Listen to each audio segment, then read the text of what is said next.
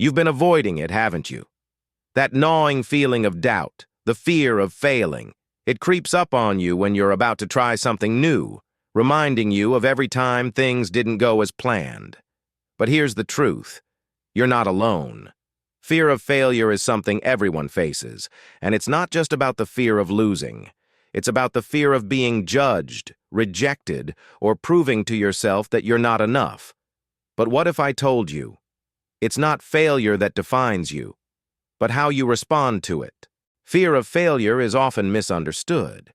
It's not just about being afraid to lose, it's about the fear of what failure represents. When you fail, it can feel like a confirmation of your worst fears, that you're not good enough, that people will judge you, or that you've wasted your time. This fear manifests in many ways. Sometimes, it's avoiding new opportunities altogether, staying in a comfort zone where nothing challenges you.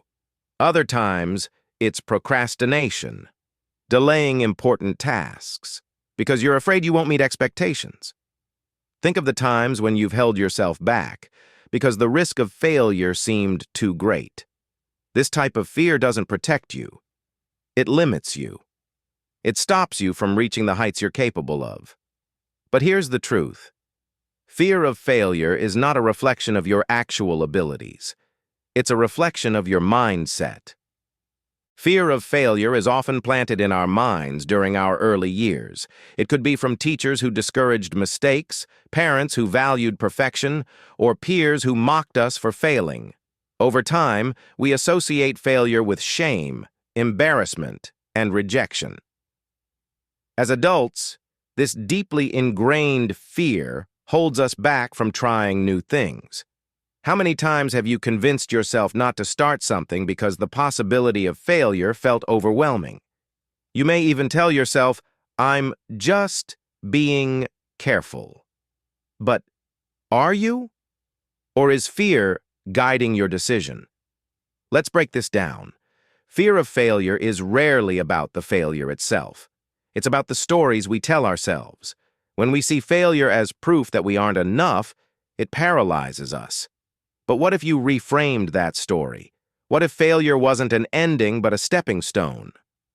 One of the most famous examples of overcoming failure is Thomas Edison, who failed over 1,000 times before inventing the light bulb. Instead of giving up, Edison reframed failure as feedback. He once said, "I have not failed. I've just found 10,000 ways that won't work." Imagine if Edison had given in to fear after his first 100 failures. We might still be in the dark today. Every successful person, from athletes to entrepreneurs, has faced setbacks. What sets them apart is their ability to view failure as part of the process, not the end of it. When you look at fear of failure from this perspective, you realize it's not the failure that's holding you back, but your fear of it. What would you attempt if you knew you wouldn't fail? What dreams would you chase if failure was seen as a learning experience rather than a defeat? Think about that for a moment. Reframing your approach to failure can change your entire mindset and ultimately your results. J.K. Rowling is a perfect example of someone who overcame the fear of failure. Rejected by 12 publishers, she could have easily given up. But what kept her going was a belief in her story and her vision. She didn't let those rejections define her. In fact, she used them as fuel to keep pushing forward. Her perseverance not only gave the world the Harry Potter series, but also turned her into one of the best-selling authors of all time. Now let's bring it closer to home. How often do we stop ourselves from going after something we want because we fear it won't work out? Whether it's applying for a promotion, starting a business, or even making a personal change, the fear of failure can hold us back. But every successful person has failed multiple times. Think of someone in your life who faced challenges but didn't give up. They kept going, even when it seemed impossible.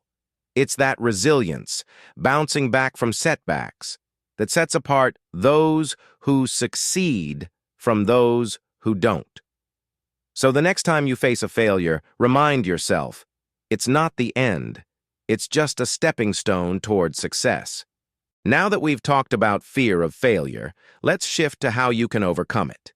First, start by redefining what failure means to you. Instead of seeing it as a sign that you're not enough, view it as a learning experience. Every time you fail, you gain knowledge and insight that you didn't have before. This mindset shift will free you from the fear of failure because you'll start seeing it as progress rather than defeat. Next, set small, manageable goals. Fear of failure often comes from setting goals that feel too overwhelming. Break them down into smaller tasks that you can accomplish step by step. This will not only make the process feel more achievable, but it will also give you small wins along the way, boosting your confidence. Another powerful tool is journaling. Write down your failures and then reflect on what you learned from each one. When you look back, you'll start to notice patterns. You'll see that failure isn't something to be afraid of. It's a necessary part of the growth process. Journaling allows you to externalize those fears and track your progress over time. Lastly, surround yourself with people who challenge you. It's easy to get stuck in fear when you're alone. Share your goals with someone who will hold you accountable, whether it's a mentor, a friend, or a coach. They'll push you to keep going when fear tries to stop you. Visualization is another tool. Picture yourself succeeding at the goal that currently scares you. Visualizing success helps you mentally prepare for it, breaking down the fear that's holding you back. Fear of failure is natural, but letting it control your life? That's a choice. The most successful people in the world didn't avoid failure. They embraced it. They saw failure not as a stop sign, but as a stepping stone.